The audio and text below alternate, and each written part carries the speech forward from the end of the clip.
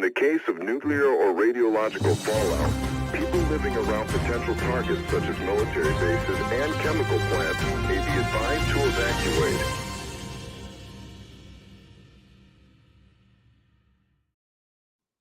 Hello, Sublation Media viewers. Thank you for waiting. We had a bit of a technical difficulty, but I'm Douglas Lain, author of Wave of Mutilation, a novella that came out in 2011, and the guy who runs Sublation Media. And you are? And I'm Ashley Frawley. I apologize that I'm joining you from my phone because the internet in Greece is really crappy, but you can just about see, look, this is my world. That's what I look at when I write all the time. And a very, very growly dog. Say hello to everyone, Marks. And my kids' toys all over the place. Yeah, he's camera shy. Right, so that's me. And I'm also, would you believe it, I'm an author and a sociologist. And I currently just finished working on a paper that has taken me my entire soul, defending my new book, Significant Emotions. The review was actually really positive, and it gave me a chance to explain some of the core concepts about how capitalism is destroying us and destroying the subject and destroying what it means to be human. But I mean all of that ideologically. Actually, I think the kids are all right. We're all right. For the most part. I mean, given all things considered, it's pretty amazing that we're not all throwing each other off of cliffs, but some of us are apparently hiding in golf clubs, in the bushes at golf, what do you call it? Golf courses, Mar-a-Lago. waiting to shoot people. Maybe we're not all right. So Doug, why don't you tell us what happened in your part of the world?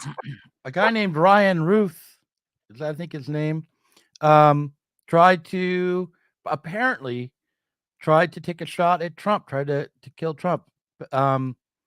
He actually did not get a shot off, but rather the Secret Service spotted him behind a fence, sticking a AK-47 rifle through a fence and opened fire on him before he pulled the trigger.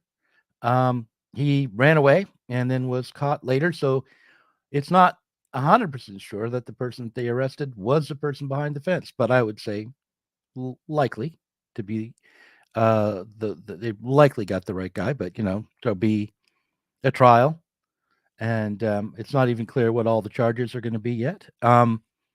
But yeah, he if this is a guy, and it looks like this is a guy, he was a big supporter of Ukraine. He had been to Ukraine. He'd been trying to recruit citizens from the United States and in Ukraine to fight the Russians. He was a supporter of Act Blue and the Democrats, but he had also supported Nikki Haley and Vivek Ramaswamy in the past. Big anti-Trump guy, big pro-Zelensky Ukraine person. And yeah, his neighbors say that he was weird. My favorite detail about him was that he apparently kept a horse in his house in the living room.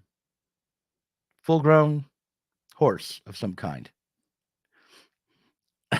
Yeah. So that's the news. I find that surprising, given that I have it on good authority of the internet that only Trump supporters are weird and Democrats have a monopoly on normal. So I think if someone who's vaguely Democrat says it's normal to keep a horse in your kitchen, I mean, why don't we just normalize horse ownership in our kitchens? Doug, open your mind. Well, listen, I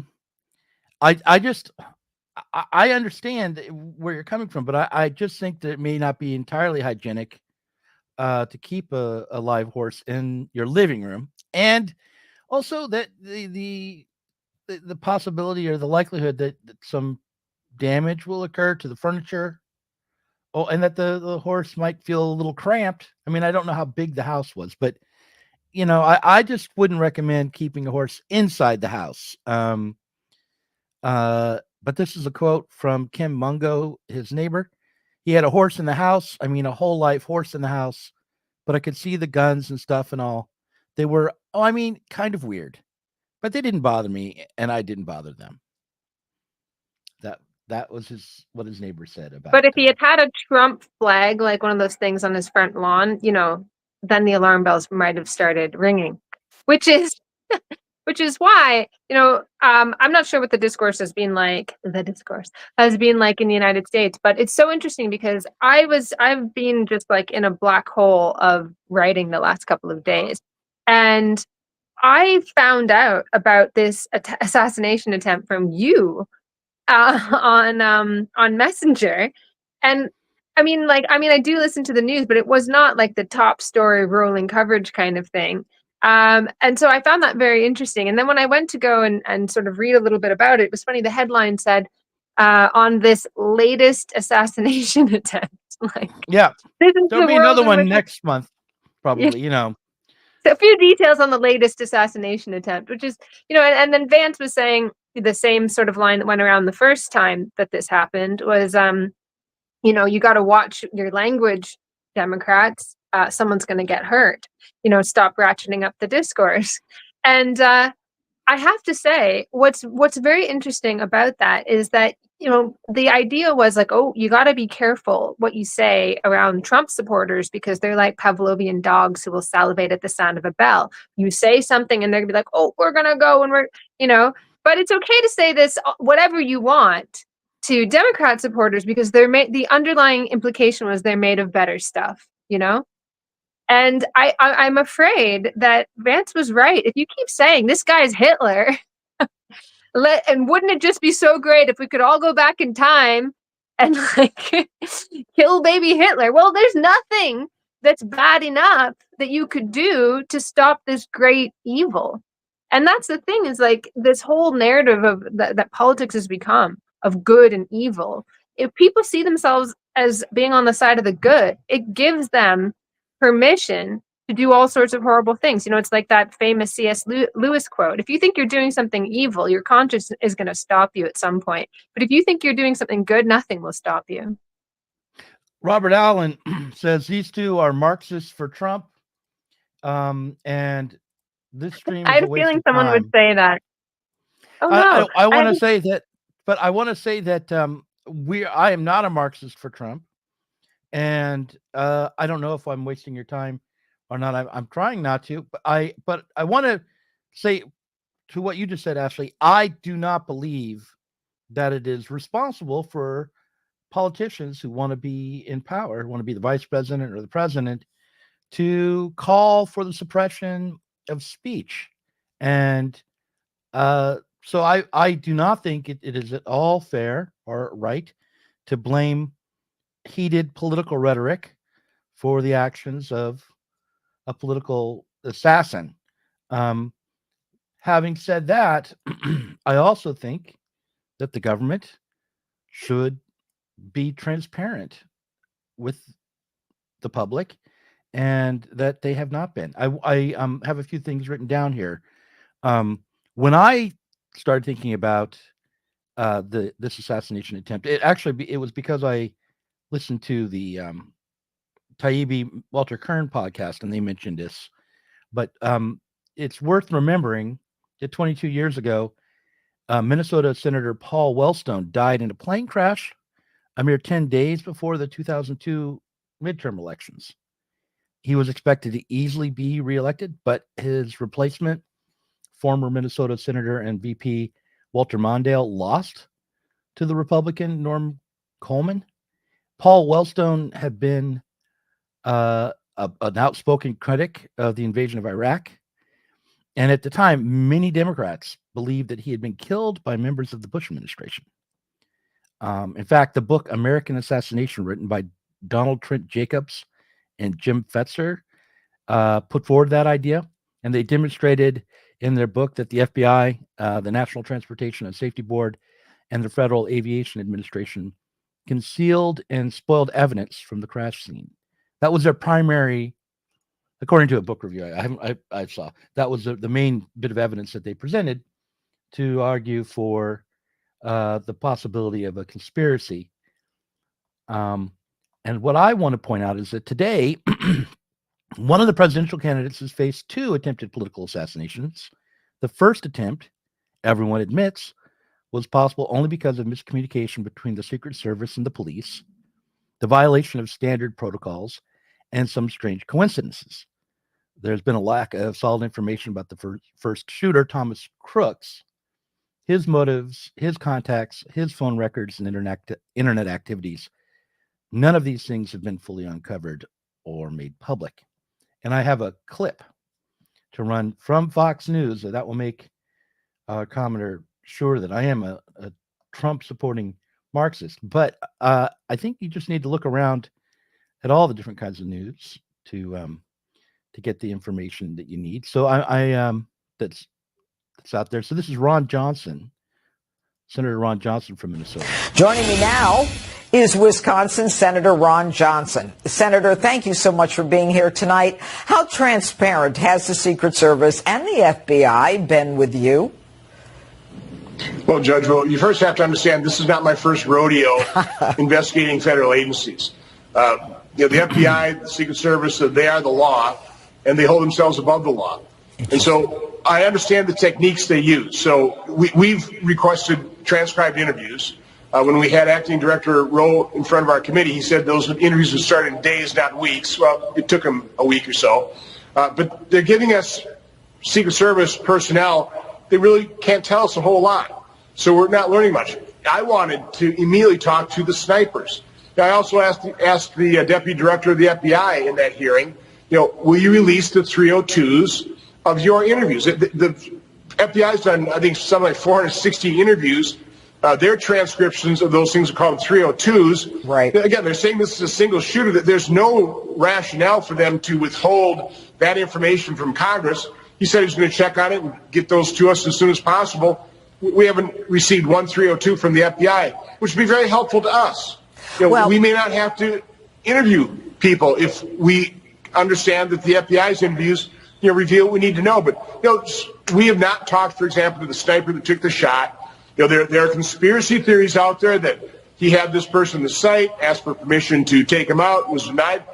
The Secret Service denies that. But I haven't been able to talk to that sniper. I haven't been able to get that information. So what I've been saying is, Senator, what is their excuse? If you were to design... Senator, what is their reason for not giving it to you? If you were to design a system, an investigation that was designed to raise suspicion and drive conspiracy theories, you couldn't do a better job than what the Secret Service and FBI are doing right now. Well, there's no question. And, I've said about this that some things are so negligent, so reckless, that they border on the intentional. And the failure to give you a 302 when you have oversight over this agency is rather stunning. What is their excuse? Are they just, stalling you? Or are they saying you're not entitled to it?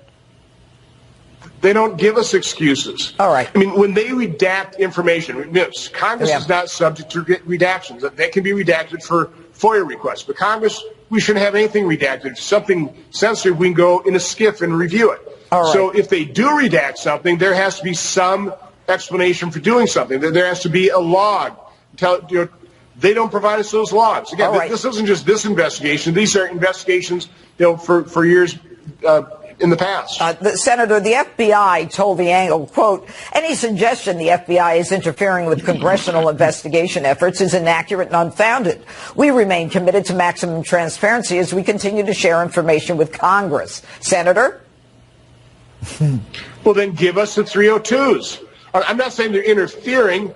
I'm saying they're just not cooperating. They're not being transparent, not with us, not with the American public. Again, what we know about what happened on July 13th comes primarily from local law enforcement and rally goers and the body cams and their videos. We really haven't heard any new information from either the Secret Service or the FBI. Maybe a few things, but again, there are so many questions that remain unanswered that shouldn't be unanswered. Yeah, there are a couple of things, Senator. One is we just heard about 5 of these Secret Service agents, including one who was the head of the Pittsburgh office, who are being put on administrative leave. That didn't happen till like Friday. Do you think that was, that happened just before you guys went there? And do you have any information on why they were placed on leave? And the second question is, how was it that within like a day they said the guy was acting alone, Crooks was acting alone?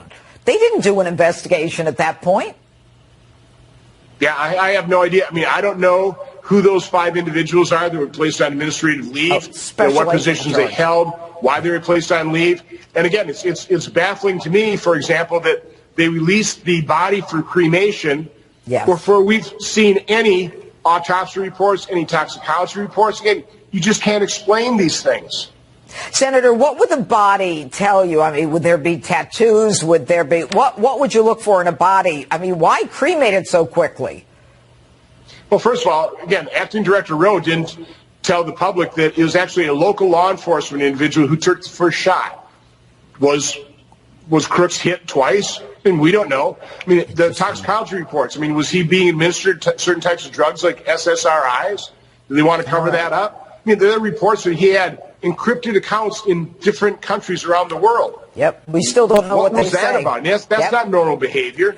Yep. So again, I agree with you. The FBI immediately said, one guy acting alone. Crazy. On what basis have they made that call? All right. So that was a kind of long clip from the Fox News there.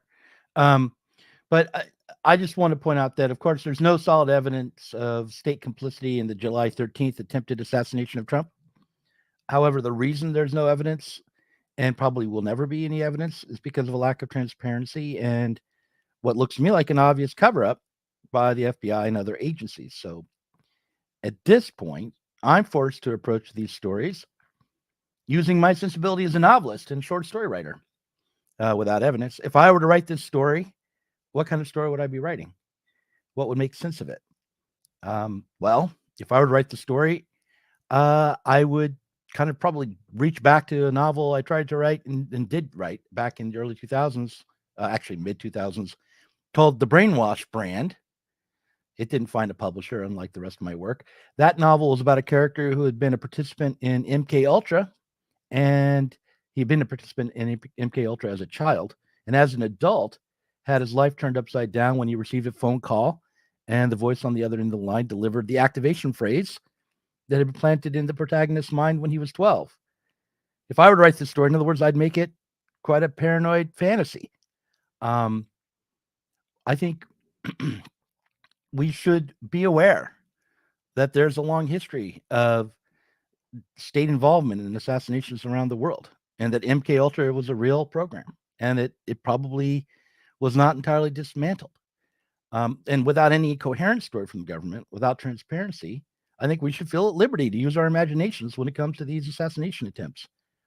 One danger we face is glorifying the victim, but just as Kennedy wasn't a figure who was poised to deliver America from the horrific logic of the Cold War, Trump is no great peace candidate and no savior. He will not deliver Camelot, but we still are called upon as socialists to oppose the lack of transparency and the encroachment of the Department of Homeland Security and the FBI and the mistreatment and gaslighting that we're all receiving as these things flash across our screen. That's what I think. Do you like Andy really? Rooney. Yeah. So, do you really? Okay. First of all, I'm shocked, Doug. Do you really believe that there's some kind of state involvement, that neoliberal order breakdown syndrome is so widespread and deep that you would seek to pick off your hilarious clown candidate or antagonist, I meant to say? Yeah, sure. I think so. I mean, they've done many other things that violate the norms of the usual process for elections and how to approach political enemies and rivals. You know, they set up a Russian investigation into a so-called Russian collusion or collusion with Russia based on a campaign dossier, based on the word of one of the candidates. The FBI pursued an investigation to the sitting president for a couple of years based on what they actually knew was a hoax. And we all, were inundated with that hoax for years. trained to believe it, trained to anticipate, the other shoe dropping, that we would find the smoking gun. And then when it didn't happen, and there was an investigation into the investigation, and it was determined that it was a hoax perpetrated on the deep state and then the American people by the Clinton campaign, we all, dutifully ignored it. That's just one example. I think that the indictments largely are politically motivated, and this is an example of lawfare. The way in which the Department of Homeland Security used Russia and the Russiagate story to justify expanding its reach and suppressing American discourse and the free speech of everyday people should be taken up. I mean, shooting someone, that's small potatoes in comparison to this stuff, really. That's what I think. I was going to say, I wonder if there's like an age you get to. And then I was just thinking, I'm about to be really, really flippin' insulting. but Go ahead. I will also insult myself because I also have a soft spot for conspiratorial thinking. I like to say, tie a rope around your waist before you go down the rabbit hole. But there's no harm in going down rabbit holes every now and then, if only because it helps you to think courageously and think dangerously. But you want to kind of tie a rope around your waist, like a thought experiment, so you can come back up. And I don't know, perhaps I'm not willing to think dangerously enough. It sounds too crazy, but I can't really tell if you're being serious. Well, look, here's what I really think. I don't have evidence to absolutely support this position. I do have evidence for everything else I said, right? The evidence is out there for the Russiagate collusion investigation being a hoax perpetrated by the Clinton administration. That's known. That was revealed by the special prosecutor, Durham. And we do know that the Department of Homeland Security placed all of American communications infrastructure under its jurisdiction, and that using NGOs as a way to work around the First Amendment, censored millions of people over the last 5 years. So these things are known. I don't know who Thomas Crooks was, or who he was communicating with, or whether or not he had a CIA handler. I suspect he did. And maybe I'm wrong. I wouldn't say we absolutely know. What I would say is, if the government doesn't want its people thinking it's absolutely corrupt, it will have to stop gaslighting us and stop holding information back, and cooperate with Congress.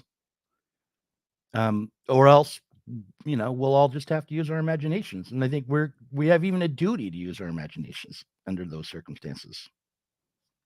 Yeah, I mean, the reason why governments don't treat you like an adult or like an ideal of a citizen, the old sort of liberal democratic subject who's capable of reflection and thinking before you act, is because they don't think you are that. They think you're an idiot. And they prefer those in power prefer a much more paternalistic outlook on the citizenry. So, how they behave toward you it reflects how they think about you.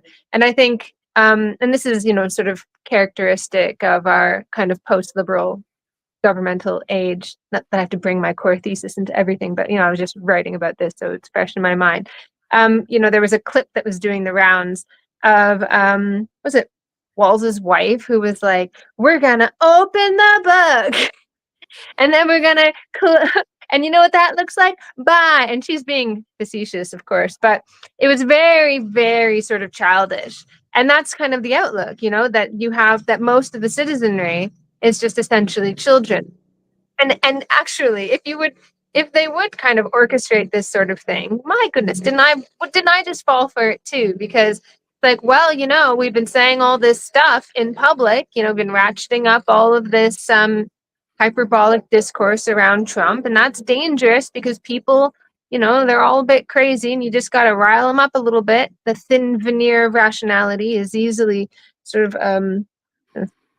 let's keep the metaphor, the thin bubble of rationality is easily pierced, and then you have violence. So they would behave and act in ways that they feel that we behave and act. We're all just a bunch of dogs who salivate at the sound of a bell. So I could buy into that, and you know what? And I could also buy into that because it gives me an out from what you had mentioned before when I said, yeah, I mean, if you keep talking like that.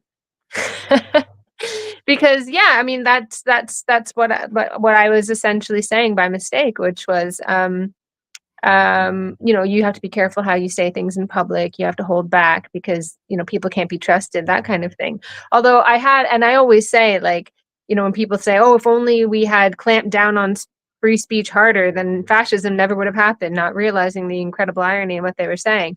And that when people say that, what they're betraying is that history is guided by people's speech, people saying things and then other people acting, instead of like speech describing and being in our world and that being an attempt to explain the world around us, the contradictions, that sort of thing. And so I was trying to think that through, and I was thinking, well, I don't really think that apropos of nothing, simply saying, hey, go blank that guy, people are just going to do it. But I think that the incredible disarray and like derangement of associated with neoliberal order breakdown syndrome or Trump derangement syndrome or whatever is a result of much deeper contradictions in society, like people's fear of being tossed down into the working classes, that their sort of professional position is always precarious, or they deserve much more, they're made of better stuff and they're not getting it, and it's their fault, and the people, the lower orders are getting a little rowdy. All of these sorts of things is what I had in mind, this kind of like fear that Trump represents a sort of breakdown of an easy neoliberal order where people know their place. The professionals are the ones who decide in democracy, the sort of interest group democracy where lobby groups kind of, organize and do their research, and then they bring that to policymakers, and then they get the assent of a passive population. All of this is breaking down, and people who, all the know-nothings, think that they can have a say. That's what I think is a dangerous kind of situation. Dangerous, I don't know. As far as like, I want you to respond to that, but as far as Trump actually being the danger, this is from, this is the rhetoric that Trump is a danger. Trump is like, what the left was, 20 years ago or more. Yeah. 34. Jesus Christ. I was thinking early 90s. I was like, early 90s, that's 20 years ago. Yeah, that was 24 years ago. I agree. Maybe 14. In my head. Anyways, this sort of like impotent, for display only kind of revolution that was, all about disruption and making the middle class people clutch their pearls, that sort of thing. Trump now does that because that left is now institutionalized. That left has sought to sort of normalize lifestyles and, is winning the culture war, that sort of thing. They've made their way into the mainstream and have, thought that they could solve social problems by kind of changing the way people, through sort of symbolic politics, and they're winning that kind of symbolic crusade. And so now the space for like libertinism and freedom and pushback is occupied by the right, but it's just as impotent, it's just as like for display only, and so it's not really a danger either. Well, when it comes to I'm putting aside the character and threat from the populist right, because it's not just the old Republicans, it's this new populist, wild card, disinhibited, kind of rambling, sporadic right-wing figure, Donald Trump. That's the threat. But we should keep in mind when it comes to conspiracy theories that, in fact, no one in the political realm is truly disciplined about rejecting conspiracy theories. The conspiracy theories dominate both parties. After the July 13th shooting, there was a conspiracy theory that people and some prominent media people. At least they have a lot of followers on Twitter, and have like someone like Empty Wheel, for instance, puts forward regularly and continues to put forward, which is this idea that Trump staged that assassination attempt himself. And that's a conspiracy theory that you don't have to believe it, but you're certainly not going to be penalized for repeating that idea. There's no social stigma attached to that kind of conspiracy theorizing. And so we should just note, like, the Russiagate conspiracy theory is still embraced by many people within the Democratic Party. I refuse to say on the left, but within the Democratic Party, despite the fact that it's been discredited by an official investigation that looks credible. So, we shouldn't be hemmed in by the norms and dictates of the Democratic Party. We just can't be. And that doesn't mean we have to embrace the norms and dictates of the Republicans, God forbid. Although, I don't know if they're organized enough to give us a consistent set of norms and dictates, but if they were, we should certainly not embrace them. But we instead should just notice the way in which our rights and the idea of citizenship is being undermined by this election. That we're asked to consume these spectacles and not ever get any actual information that we can use, to inform ourselves on how we want the world to go, what we want to see happen in the realm of politics, who we want to have represent us.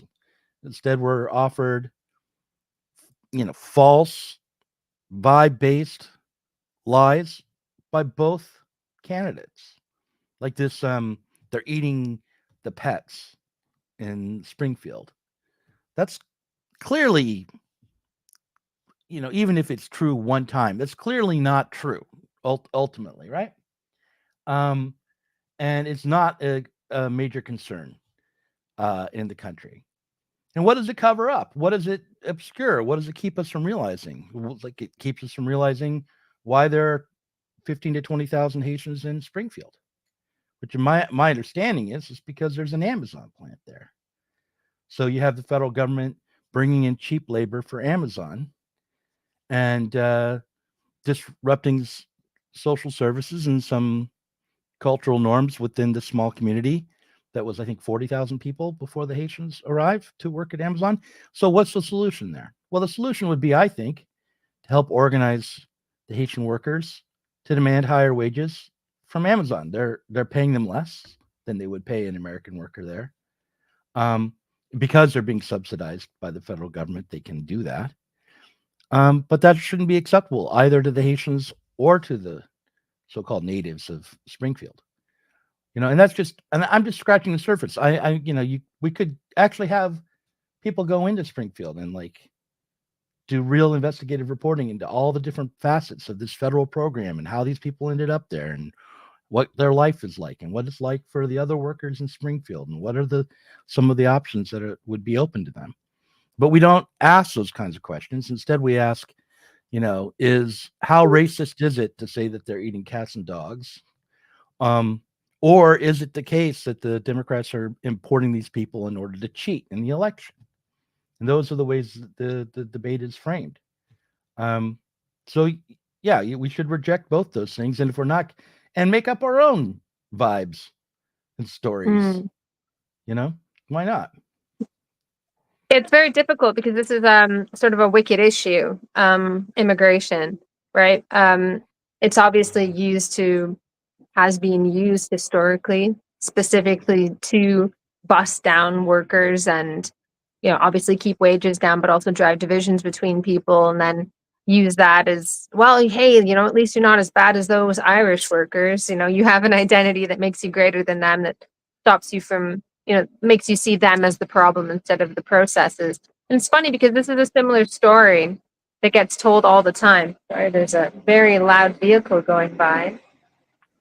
I hope that for the Patreon, my internet will be back on. It's very, very frustrating. But anyway, it was a similar kind of story that was happening in Italy with COVID. Why was Italy so badly hit by COVID? It was because they were importing all of these Chinese workers so that they could keep made in Italy on the labels of Italian clothes. It's amazing.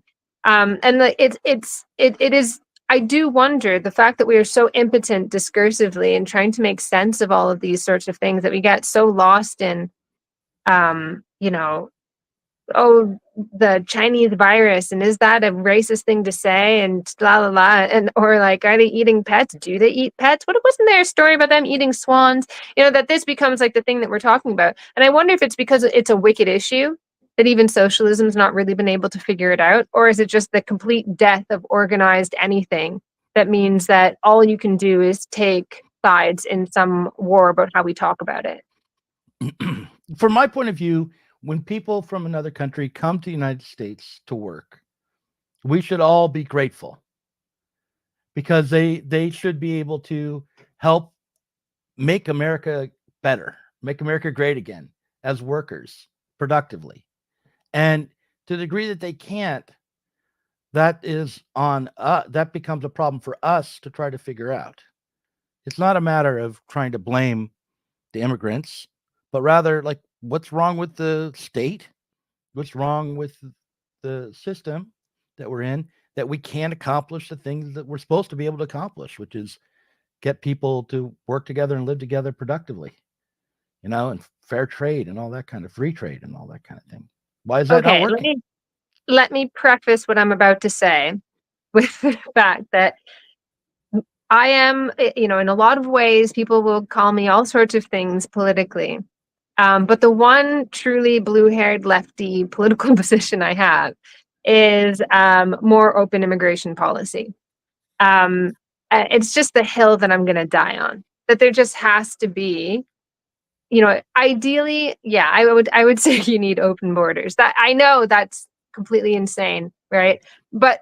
And it's not something. I recognize it's not something you can just say. You have to do a deep analysis and figure out what the hell is going on. What should you actually be advocating for now? Because obviously, maybe that's not a thing that works now. But I think in the long term, that's what you would need. That's my preface. And the reason why I say that is because immigration isn't a good thing. It's a fact. It's not a good thing. It's not a bad thing. It's just a fact. And it's particularly a fact in capitalist society. We have globalization and the demand for people, uneven development, all these sorts of things. People are just going to leave. They're going to leave their crappy lives. If there's nothing there for you, you're going to go. And you're going to go through horrific, unsafe routes if there are not safe routes. And you will have people, washing up on shores and in rivers and dying in refrigerators and on those trucks that they smuggle people in. All sorts of horrible things will happen because immigration is simply a fact. Migration, I should say, is a fact.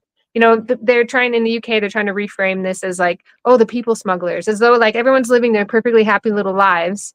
And they're like, oh, but this smuggler came and he said that I can have lollipops in London. No, there's a possibility of dying. Death is not enough of a deterrent. Okay. No other thing is going to be a deterrent when death isn't enough of a deterrent. Okay. So that big, long preface. What I want to say. But then migration is not something we should celebrate. It's not a good thing. Most people, unless you're middle class, you don't, and you're doing it because you fell in love with somebody on the other side of the world in your summer abroad, like me. And I wasn't middle class at the time, I should say. I shouldn't have been traveling either. I was spending my student loans. But anyway, I wasn't starving in Mexico or something like that. It's not something that people want. A lot of people are living in one country and they're working in another while their family, they don't ever see their families. They leave their children behind, their marriages break down. It's horrible. It's awful. And this situation, keeping that situation the way that it is benefits capitalism because you have a bunch of workers who are absolutely desperate. You can have a wage that is pretty damn good in comparison to where this person came from. And therefore the person is going to work horrific hours or whatever, because they think, oh, I'm just going to save up as much as I possibly can and go back home. That's in these awful, awful demanding jobs with awful conditions, people will do that because in comparison where they came from, it's fantastic. You know, and it's not like, oh, British workers or American workers won't do these jobs. They won't do them at the going rate, and they won't do them at the intensity that's required for a long period. And people, they're thinking in their heads, I'm just going to do this for a short period of time, a lot of the time. And actually, when you had more open migration routes, people used to come and do seasonal work and then they went back home. But when you shut the border, you don't want to risk leaving, right? So people wind up staying, and they stay for a really long time. And it just creates all these horrible, horrible situations. But this is not something we should celebrate. And that's the thing is, like, you're supposed to, like, that's your leftist position is, oh, migration is great, multiculturalism, it enriches our lives, blah, blah, blah. Sure, maybe. But you have to be real that actually it's horrific and disruptive as well. And it's not something that people want. But again, as I say, it's a fact. It's a fact. And we just have to be real about it. That, like, you have to have more open migration routes, and then people can decide for themselves what they want to do and how they want to work, and not die in a fucking river somewhere. But yeah, so I just sort of contest this idea that it's a good thing, but also I contest the idea that it's something that should be celebrated and it's going to make America great again, blah, blah, blah.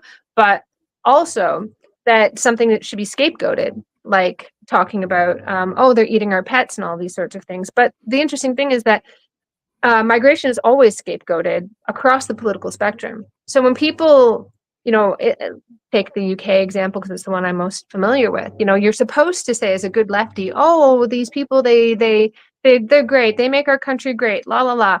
But we're also going to cap the numbers at this much. So if these people are so great and they make our country great, why do you need a cap, right? You're saying it's a problem. And then they're always blowing through those caps, always, because they know that they need that migration to keep wages down, whatever. All sorts of different reasons, low birth rates. So they're always blowing through it. And so it serves them well to always have this scapegoat, this political kind of scapegoat, but also to have this kind of desperate population that doesn't want to rock the boat or anything like that. Right. Yeah. Look, when I say that, I love how that was on the screen the whole time I was talking. Look, okay, let's redress this. Good luck having labor unions or generous social safety nets with open borders. Fucking libertarian idiots. That's us. That's me particularly. Well, listen, I actually said that. I swore. I said the swear word. I said open borders. But the only reason I didn't say like tomorrow open the borders. Yeah, exactly. I know all the arguments that you make against it. I am saying it is a fact, but also that people don't always want to come and stay, but they wind up staying because they can't. I mean, there used to be open borders between, like, I don't know, what was it, Spain and Africa? Morocco, is that what it was? And you had people coming and going because you came for seasonal labor. Now you come, you don't go. My point is that as a socialist who's not in the position to make policies, I'm neither really for or against open borders, but I do wonder why it is that people who come here to work are some sort of problem. And I would think that if I were going to be trying to organize, like in Springfield, what I would be trying to organize for was a cross-cultural working class movement for higher wages. And you know, that's just a guess, but the point is, like, there is a common interest between the Haitian workers and the native workers in Springfield. That's my only real point. And the other thing is, when it comes to social safety nets, we should ask ourselves, what's going on in the world where, you know, the limit of our horizon is getting handouts from the state. Mm-hmm. I'm not saying that, you know, people shouldn't be able to get food stamps and unemployment insurance or Social Security or these things that make life possible for so many people in the system, but rather that we should aim for full employment and more productivity and the creation of conditions where eventually the idea of from each according to his ability to each according to his needs won't be such a utopian one. You know, but that should be. And where freedom to move about the world as you need to or desire doesn't sound like a libertarian crackpot thing, and isn't a libertarian crackpot thing, because this is also an argument that libertarian crackpots make. So I'm not saying it like we should do this because it'd be a great thing, it'd be a really good thing. I'm saying like migration is usually not something that people want. Sometimes it is, but usually it's not. People don't want to leave their families, that sort of thing. And, you know, you have to trust people in the decisions that they're going to make, and like just not have them die in unsafe routes. Like, okay, fine. Maybe long term, I think you should be free to move wherever you want in the world. Maybe it's not realistic. And certainly within capitalism, it'd be disastrous without organization, especially now. But there has to be like, you know, incremental, where in like the long term, that's obviously our goal.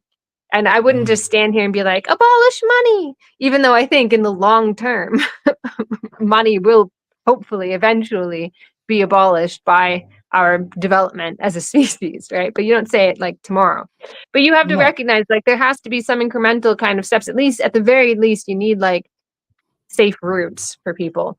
But none of this happens because you have to kind of problematize these migrants. You have to problematize people, because otherwise you have to be real about the fact that there isn't really any economic growth going on through, you know, infrastructure spending or building things, or, you know, you can get economic growth by encouraging migration. You can get economic growth by having people work in shitty jobs, and work 3 of them like all the time and not have to pay them any kind of benefits. That you can do that. That's a pretty easy way. And then you can spin that and say, oh, isn't it so great? All of this multiculturalism. And oh, isn't it so great? Women in the workplace. Never mind that it's a really crappy workplace that you wouldn't want to be in if you had another choice. Do you see what I'm saying? It's very difficult when you're like, you want to make these sort of like talk about these things sort of pragmatically, and people just kind of want to slot you into a box, right? So if I say like, yeah, okay, they're trying to push women into the workplace in greater numbers. You know, obviously women have been in the workplace for a long time, but in greater and greater numbers, because women have children and they're going to work all these terrible antisocial hours to fit work around childcare. And this is one of the key ways that they're sort of like chasing economic growth. Like, oh, you're trad. You trad. You know, it's like or like at the very beginning when we were talking about like, hey, maybe it's not a good thing that someone tried to kill Trump. It's like, oh, these pro-Trump Marxists, you know? And it's that's the thing. I don't know if it's just, maybe I shouldn't pay so much attention to internet comments, but it's kind of like our political positions are so thin. They feel so thin, and they feel so much like you're just trying to show yourself to a camp, flash a sign or whatever. And then that what scares me, that makes its way into mainstream politics, where you would hope that there would be some more time to think through things. But of course there isn't, and there hasn't been. It's all just a big PR exercise. But even that kind of like signaling and that thinness makes its way into, you know, the people celebrating. I talked about this in previous weeks, like Kamala being like, you know, taking ownership of this idea of weird, because it's a vibe, right? It's just a vibe. And there's no substance to it, obviously. And there hasn't, like I'm complaining about something that's been dead for like, I don't know, 100 years, but there's no substance to this politics. But it scares me that kind of like internet commentary, very quick, you know, memeified discourse makes its way into the mainstream, and the stakes are so high. That's what's concerning. Or maybe the stakes aren't high. I don't know. Well, I think the stakes are high from my perspective. I think the stakes are high right now for the socialist left. Like over the last 4 years during the Biden administration, the socialist left, especially in the Anglophone world in the United States, has been facing its defeat, trying to process its defeat. And we're now facing the 2024 election, and the question that people who came out of the Bernie Sanders moment, the DSA, and a variety of other socialist organizations that were active over the last 10 years, say, or let's say 8 years. They're now being asked, are you going to get in line, be a good, disciplined Democrat? Are you going to become apathetic and apolitical and cynical? Those are two options. Or are you going to try to think again and strike out on your own and try to be an independent socialist movement? And I think that third option is what's needed. I think that we are being presented with a choice here, but it's one where we're also being led into confusion a lot. And it's easy to miss how you're being directed, like around the Trump assassination attempts. The fact that it is, I mean, I understand why it would be a partisan issue, but on the other hand, there are some norms here, like we should not want our politics to be decided by assassins, and we certainly shouldn't want the state government to cover up and obfuscate when it comes to these events. The Congress should be empowered to get information from the FBI and the CIA and the Department of Homeland Security. You know, there are representatives, as bad as they are, and we should demand at least that much. As people who are socialists, we should demand at least that much. So that's my position. But I have, you know, when I talk to Chris Catrona, he constantly gives me trouble for just being a situationist or a pro situ anarchist from the 90s, never unreformed. And I did go and pull some quotes from the comments on the Society of Spectacle today, because when it comes to these kinds of paranoid stories, I find Gita Board from that book, particularly Comments on the Society of Spectacle, is often really illuminating. And in this moment, what might have seemed obscure to me when I read it in 1991, it was published in 88, seems almost too easy to understand. Here's something he wrote. He said, networks of promotion and control slide imperceptibly into networks of surveillance and disinformation. Formerly, one only conspired against an established order. Today, conspiring in its favor is a new and flourishing profession. Under spectacular domination, people conspired to maintain it and to guarantee what it alone would call its well-being. This conspiracy is a part of its very functioning. Provisions for a kind of preventative civil war are already being made, adapted to variously calculated future projections. These are the special squads responsible for local interventions according to the needs of the integrated spectacle. Thus, for the worst scenarios, a tactic has been planned under the name Three Cultures, a witty reference to a square in Mexico City in October of 1968, though this time the gloves will be off and the tactic applied before the revolt occurred. So I'll stop there.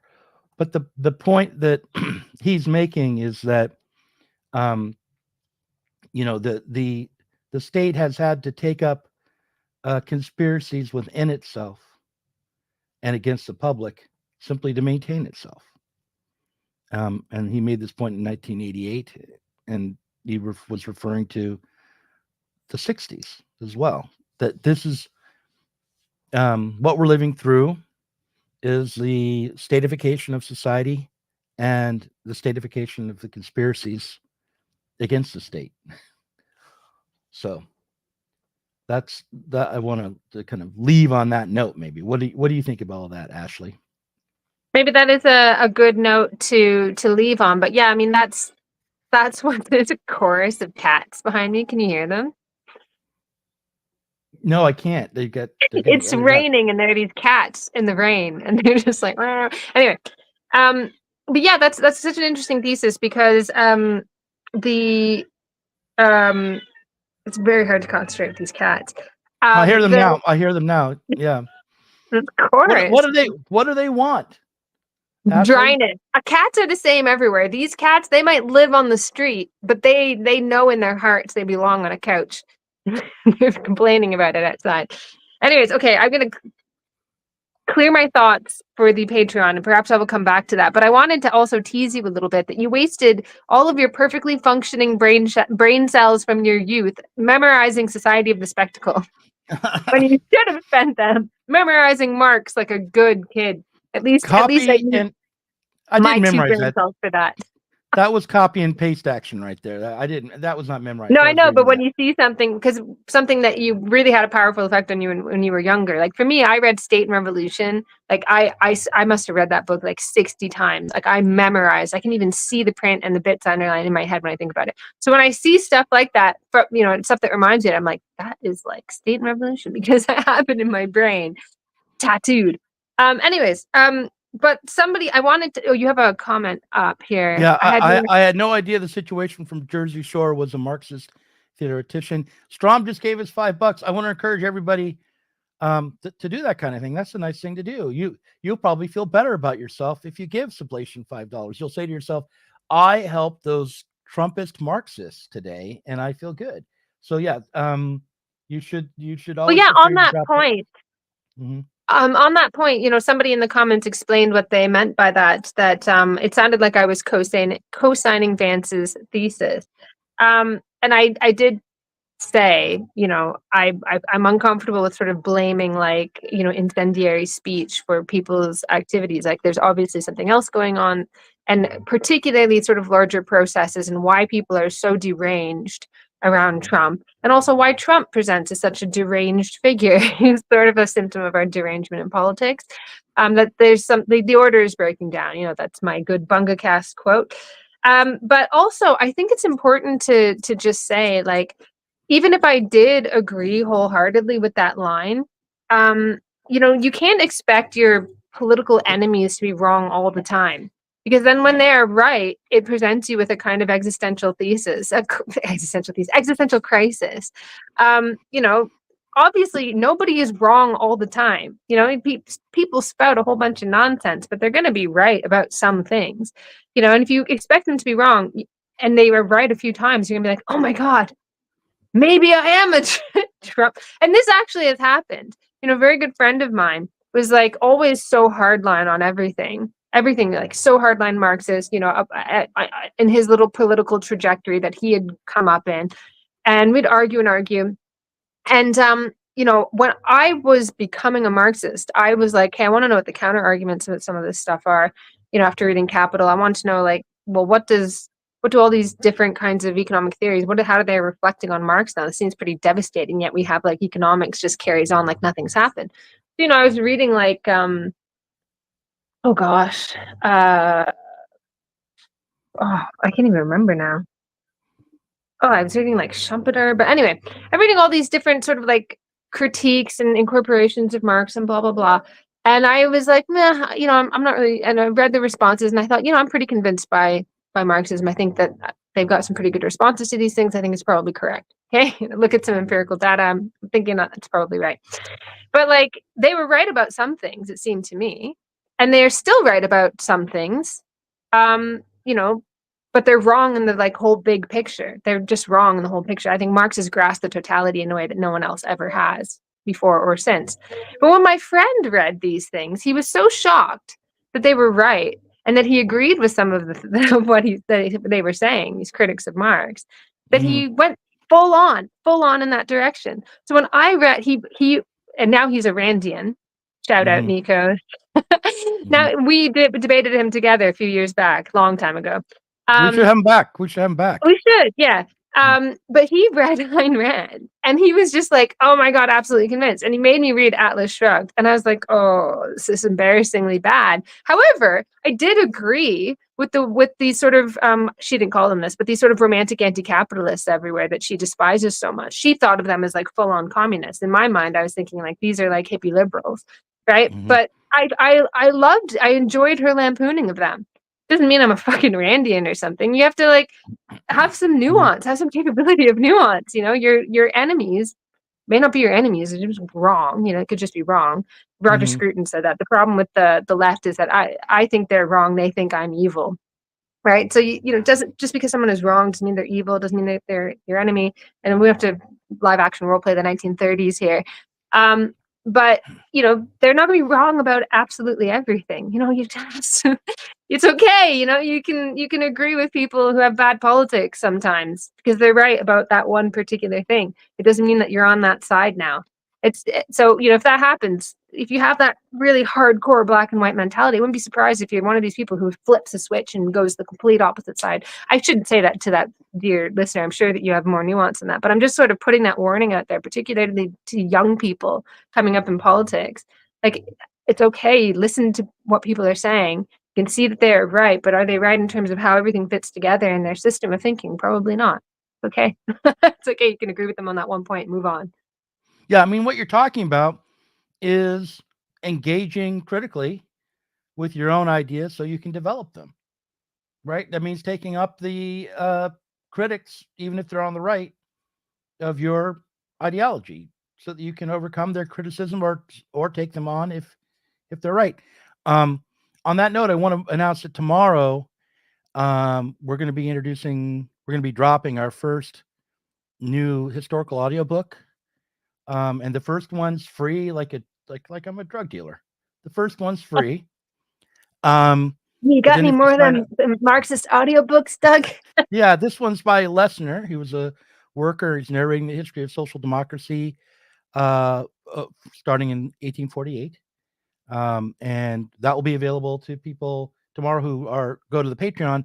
And then if you sign up at $10 a month, which is we hope to be the standard level going forward, you'll be getting one of these either historical audiobooks from the history of socialist writings, or a new contemporary audiobook, like we have Ralph Leonard's on Promethean Marxism coming. That'll probably be what we release next month when we increase our prices. But yeah, this is a good time to sign up for $10 a month on Sublation. You'll be able to get the Lessner and check it out before you sign up. But I wanted everyone to know that that's coming tomorrow. And in the Patreon, if you in the Parrot Room for the second half of this, we'll be talking about this book by Insight that was called "The Revolution Will Not Be Funded." We'll be continuing to discuss that, and I hope that conversation is fruitful. I'm finding the book difficult, meaning I don't like it very much, but we'll see what other people say, and we'll see you in the Parrot Room. Thanks for watching us today. In the case of nuclear or radiological